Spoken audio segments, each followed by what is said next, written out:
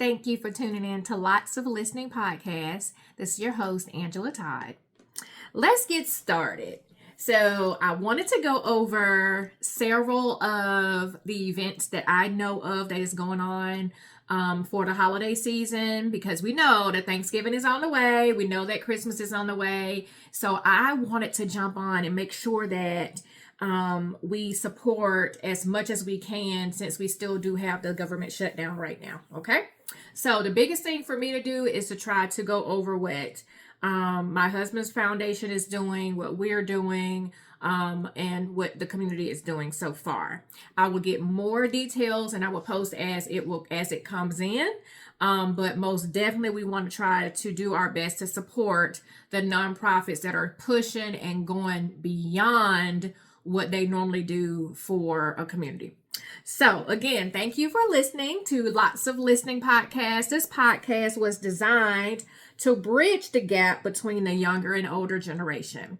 And what does that mean exactly? What does that mean? That means that we're wanting to help the younger generation understand the traditions of our older generation, and we want our older generation to understand and support our younger generation, right?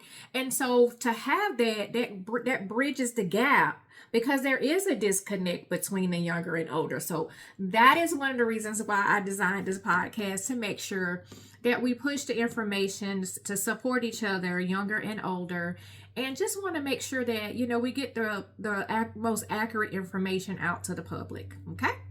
So now, as far as events that are going on in the area, we are a Bountiful Hand Foundation. We have the Fast and Loud Toy Drive that we do every year. Not only that, we actually do Christmas in July. So Christmas in July has passed, so we have done that. We actually done it at Boulder Creek, which is AKA City Heights. So we did a block party there, cookout, fed them, all that good stuff, had music. And actually, my husband, Minister Jermaine Todd, he actually did a sermonette there. So that was awesome to get the word of God out there to people as well. So, but again, we have coming up December 20th, which we start collecting donations now, up until we leave on December 20th to deliver the toys, which it turns into a toy drive, then turns into a toy run. It starts as a toy drive, then ends as a toy run. And that's when all the social clubs, bike clubs, solo riders, antique cars, whatever, fast and loud cars, everyone get together and deliver the toys out to the community. So we are collecting bicycles, toys, candy, shoes, whatever you have, gently used or brand new. We prefer brand new because it is Christmas. But if it's gently used and it still looks brand new, that's great too. So bring it. You can meet up with my husband and I, or you can meet us at the church, Whitehorse Road, 505 Whitehorse Road, and that's Greenville 29605. And that is Mount Pleasant Missionary Baptist Church if you want to drop off some donations there. You can also send your cash donations to us, and that is, you could do Cash App, and that's ABHF, a Bountiful Hand Foundation 2024. So the number sign, a letter ABHF 2024. And that's the Cash App sign. And if you want to send a Zelle, it's a Bountiful Hand Foundation. Okay. And we will post all this information so that you will have the most accurate links to make sure that you're sending the money to the appropriate place. But we want to make sure that we do as much as we can. Now, as far as the board members, we have Jeff, we have Trey, we have Dale, Sam, and I am the administrator of the Bountiful Hand Foundation. So if you want to reach out to us to get your donations to us, or if you want to start up something at your job to collect, or if you want your job to donate to the foundation, you can do that as well. So just make sure you reach out to me to get the appropriate information. Sometimes they want to see the nonprofit paperwork, and so we want to make sure we have that readily available for you all. So when you are ready to jumpstart your donation bin at your job, all you have to do is reach out to any of the foundation people, which is the board members, Jeff, Trey, Dale, Sam, or myself, the administration. And we will get, and my husband, of course, Jermaine Todd, and we will get all the information to you that you would need to start up those toy donation boxes. Okay. All right. So moving on to the next phase. Now for my food boxes. Now, let's talk about the food boxes. I know we're going to get into the other information in a little bit, but let's talk about the food boxes. Like, this is a big thing for me. I started this, I want to say this will be my third or fourth year doing the food boxes. And we are trying to get as many canned goods and dry goods, and even with the meat, you can donate the meat last minute because we want to make sure we freeze that and put it in the food boxes so it won't be so runny in the temperature. I know it's going to probably be cold that day, but we just want to make sure that we're able to box everything properly so nothing leaks. So that's the biggest thing. You could do spaghetti noodles, spaghetti sauce. You can do green beans. We could do fresh vegetables and fruit and all that good stuff the day before if you want those to be put into the food boxes. So if you know any farms that have overstock of fruits and vegetables, please have them reach out to us because we would love to have their items in our food boxes that we give out to the community. Now, my goal is for everyone to donate $20. $20 is not even enough to get the items for the food boxes. But if we get enough people to donate $20, it takes about $30 to $40 to fill up a food box for the foundation. So my goal is to have at least 100 food boxes this year. I think I was out about 50, 60 food boxes one year. I'm trying to get it to about 100 food boxes, and that will cover a larger area for our community. And we go into the lower income communities, middle income communities that need the most support and help, and that we are trying to do as much as we can to help in this crisis that we're dealing with every year, especially around the holiday season. A lot of people start losing their jobs.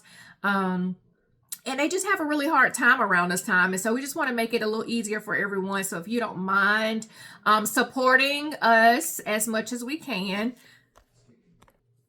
So that is where we at with the food boxes. So we just want to make sure that we have enough to spread around and give a little Christmas joy around this time. Like I said, Thanksgiving is coming up. We have, they normally do the project Feed 5,000. I know that's a big thing that would need your support as well. So I'll post that information when it is available to us to share. But we have so many events that's going on, and we want to do what we can to support everyone as much as we can. So if you have anything that is not going to expire in 2025 and have an expiration date of 2026, or 2027, please supply those items. I tell a lot of people to go through your cabinets and see what you have. Do not give us nothing expired. We don't want nothing expired. We want everything that could be used in the next few months or in the next 6 months. So if you have something that is not about to expire, that you know you're not going to eat, please bring those items. You can drop them off and meet us at church, or we can meet you out and about. But we have a donation bin at Mount Pleasant Missionary Baptist Church, and that's 505 Whitehorse Road, and that's Greenville, South Carolina, 29605. And you can actually bring that during service or after service, a little after service, because we'll still be there. Okay, now let's talk about who is going to be our first guest, or maybe our next guest. I'm trying to figure out what I'm going to do with this podcast, because you know what? I want to incorporate our youth, and I want to incorporate our seniors. And so, and I also want to bring in professional advice like attorneys, counselors, different things like that. So I just want everyone to see kind of what this podcast is going to be about. So we want to bring in so many different guests. And if you have someone in mind that you want to, for you to spread their information or maybe their knowledge, just all they have to do is reach out to me, Angela Todd. And so my phone number, 864-325-2749. They can reach out to me and we can go from there and try to get them on the show. All right. So, but we have one guest scheduled right now, and that's December 6th, and that is Mashana Tally Tate.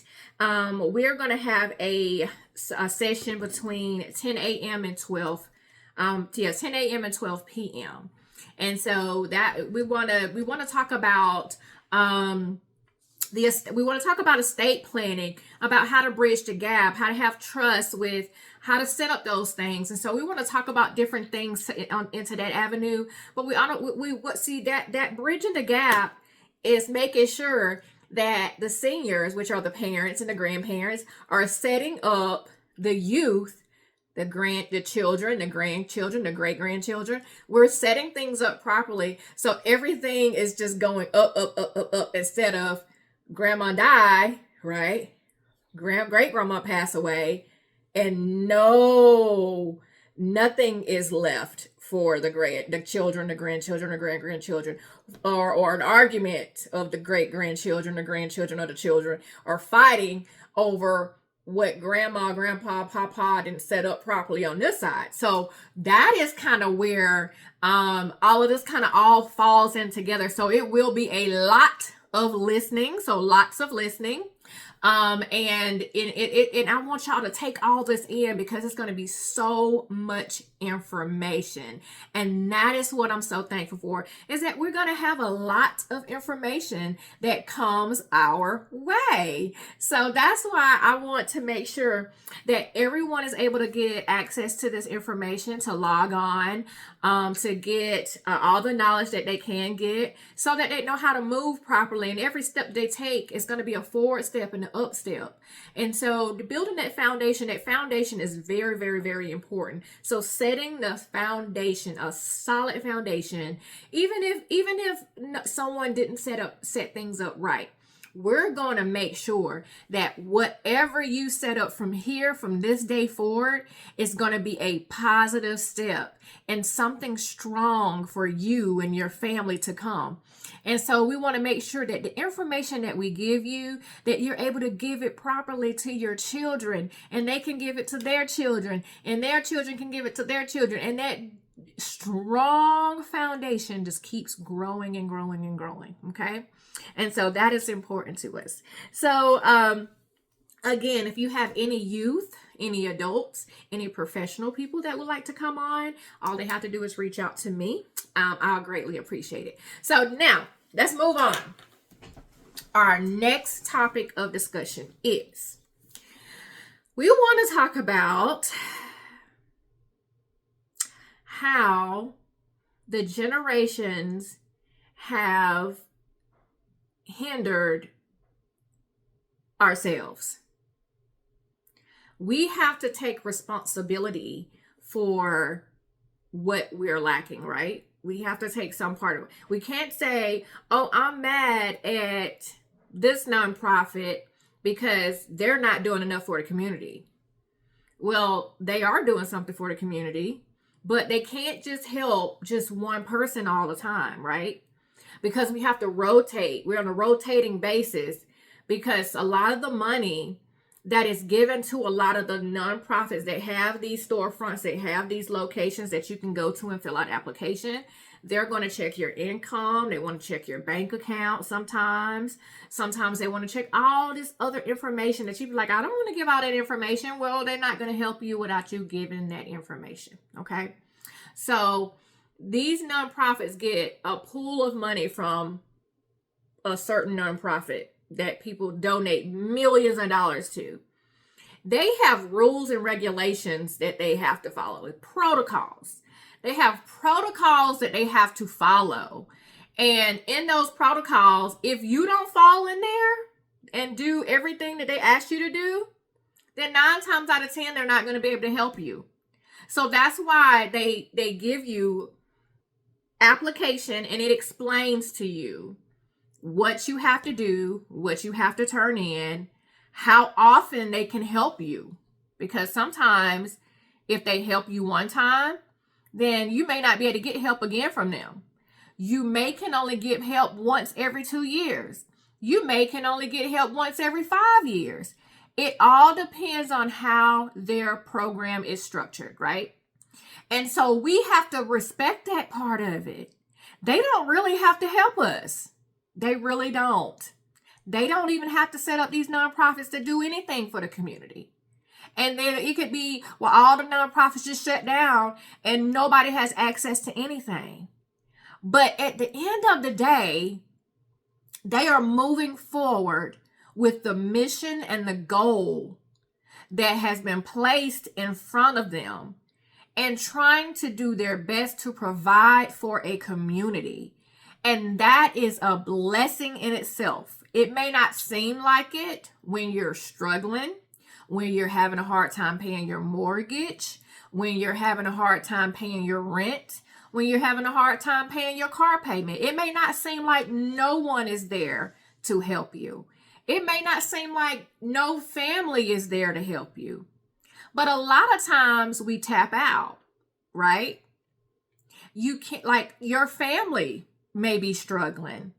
They may be having a hard time paying their bills. They cannot come to your rescue every time you have an issue, right?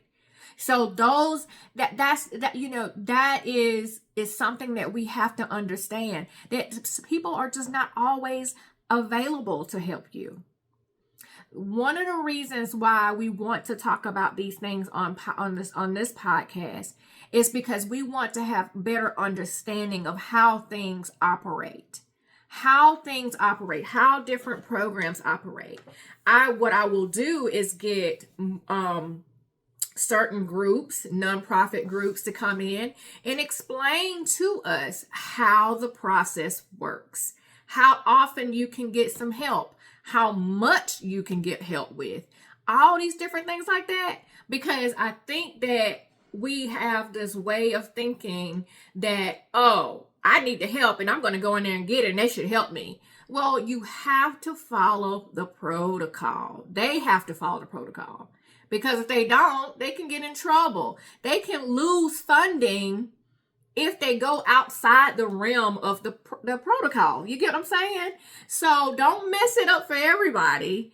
One person can mess it up for everybody. That's pretty much what I'm trying to say. One person can mess it up for everybody if they don't do the paperwork properly. They can get their funding revoked from them. And we don't want to do that. So that's why it's important to understand what the protocol is for each nonprofit, how often you can get assistance from them, because a lot of times we get to a place where we just want help when we need it. I'm hurting right now and I need my bills paid. They should help me. And then we get to cussing all on Facebook. We get to showing out all on Facebook how nobody don't want to help them, how this nonprofit company didn't help them, etc., etc. But in the same sense, they have helped you many times before, or maybe you're lacking something in your paperwork. Ask the right questions to see where you're at with everything. That's important. Ask the right questions. Or if you don't know what the question is there something I'm missing in my paperwork? Ask them that. Can you tell me why I'm not able to get approved? Oh, you make too much money. Oh, well, I'm struggling. How you going to say I make too much money? Well, this is the guidelines that we have to follow. Well, can I get a copy of your guidelines that you have to follow, the income guidelines? Okay. They are not responsible for you making $800 a week and you go to the club every weekend and you go shopping, and then at the end of the month when it's time to pay your power bill, water bill, or whatever, you come up short. They're not responsible for that. They're not responsible for that. You are responsible for that. But then you want to snap your finger and say, I need some help. When your income shows that you should be able to stabilize your bills, right? So that's why they ask for all of that information, because that information actually helps them determine if you can qualify for that program or not. Again, they have a system in place that they have to follow from whomever they got their funding from. They have to follow that guideline. And if they do not follow that guideline, that can cause creative problems internally with their nonprofit agency. Okay? And yes, they get audited all the time because they want to make sure that they are using the funds properly to assist everyone. Okay? So understand that you're not going to always be able to get help. You're not going to always be able to get assistance from your family because everyone at this time is struggling really bad. But we want to do our best to set things up properly. So that means that we're going to have someone come on and talk about how we can be better advocates for our funds, how we spend our money. We all struggle with it. You're not the only one. Everyone struggles sometimes with spending more than what they make or spending something before they even get it. I can say that because I done been there and I'm still kind of there sometimes. So this class is not only for you all, it's for me too, because we have to learn how to spend our money properly to make it stretch. Save for a rainy day. We don't even use that terminology anymore because we don't even save. I'm big on piggy banks. Get a piggy bank. Put some money in there. Don't look at it. If it's in your account, you're going to spend it. If it's in that bank account, you will spend it. And then you'll be like, dang, I'm going to spend all my money. So that's why I would suggest, get a piggy bank where you can't see it. You forget all about it. But we want to make that money stretch. So income and all that good stuff and how to save, how to set up, how to start buying a home, how to prep way before you even start buying a home. All these different things is going to be on this podcast. Okay. We got some community stuff going on. We got Greater Greenville sanitation situation that we're trying to get more information on. I'll have to get Dr. Enos Fant to come on and explain that to us. We have, we're trying to get as much support with the high schools and their sports. A lot of the schools, like Carolina High School, has a clothes closet, and I believe they have a washer and dryer in there if they need to wash their clothes too, if I'm not mistaken. I'll double check that with their principal. Donate. All of us got too much stuff in the house. Too many clothes. Too many shoes. Too much of everything. Get that stuff out your house and go donate to somebody that needs it. I am in the process of waiting for more sleeping bags to come in. They're the mummy style sleeping bags that they can zip up for the homeless. And they zip up over their head, and the temperature, I believe, can be below 10 degrees. And they'll be fine. Landis, with Granny Hands and Landis, I think it's Landis Young. I'm probably saying his name wrong. But Landis, with ESB Bar, Sports Bar, he and a group of his friends and family, they go out and feed the homeless. And so we want to support those. We want to support everything. Support it. So do the best you can. Save as much as you can. Still pinch that money over to the side so you don't see it. I just believe in that because you know what? We just never know what this government is going to do.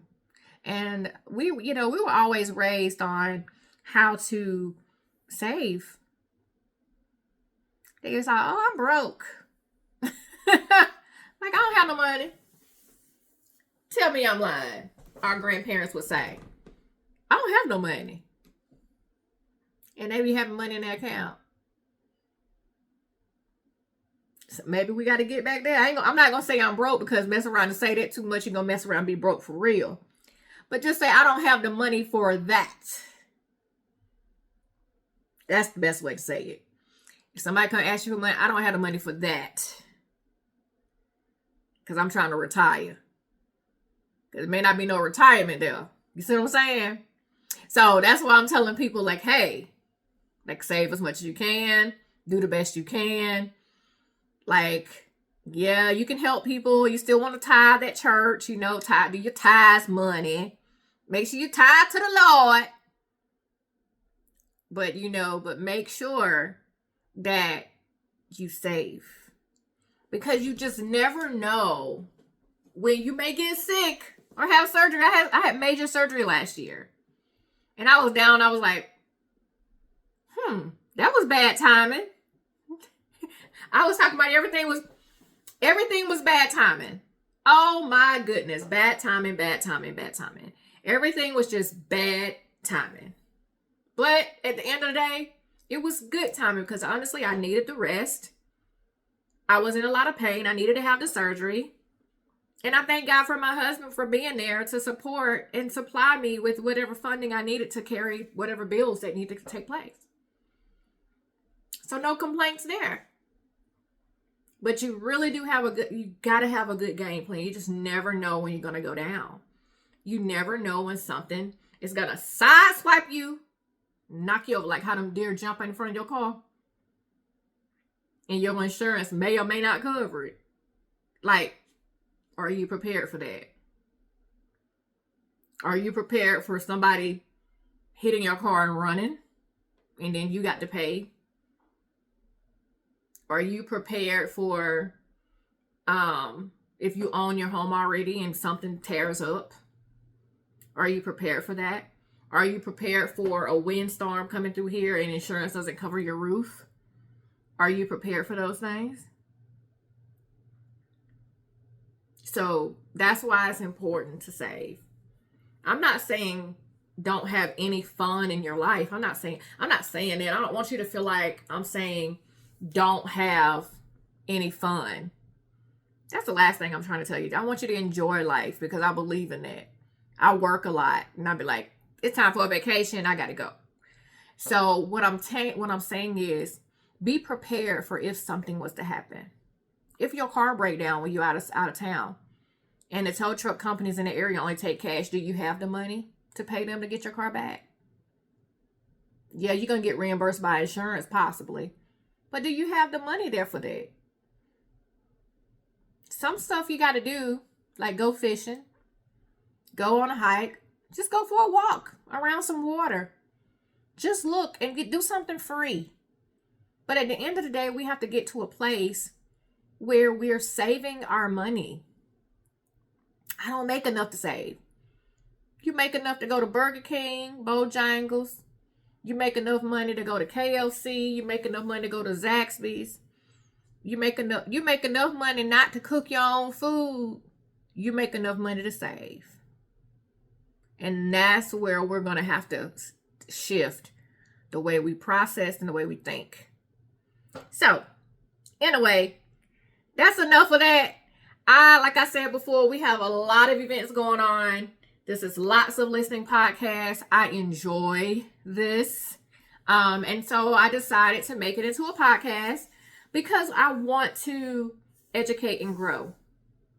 I just always feel like knowledge without spreading it is dead. It don't make sense how we just hold on to so much knowledge and we don't do anything with it. So I believe in just spreading as much knowledge that I can. I'm trying to encourage you all because, listen, I need encouragement too. We all need it. And so at the end of the day, this is where we at. Let's encourage one another. That's what life is all about. That's what God would want. To spread joy, to encourage, to tell the truth, cutthroat people sometimes and say, hey, come on now. Snap out of it. Let's go in the right direction. I am your host, Angela Todd, with Lots of Listening Podcasts. Stay tuned for more information. Stay tuned for more guests and be encouraged every day. Don't let what is happening all around you, don't let your bank account discourage you. Don't let nothing stop you from progress. Because moving in the right direction is the best thing since sliced bread, child. So, but be encouraged, you all. I wish you all well. And if you would like to be a guest on my podcast, don't hesitate to reach out to me. 864-325-2749. This is Angela Todd, your host with Lots of Listening Podcasts. Have a great day.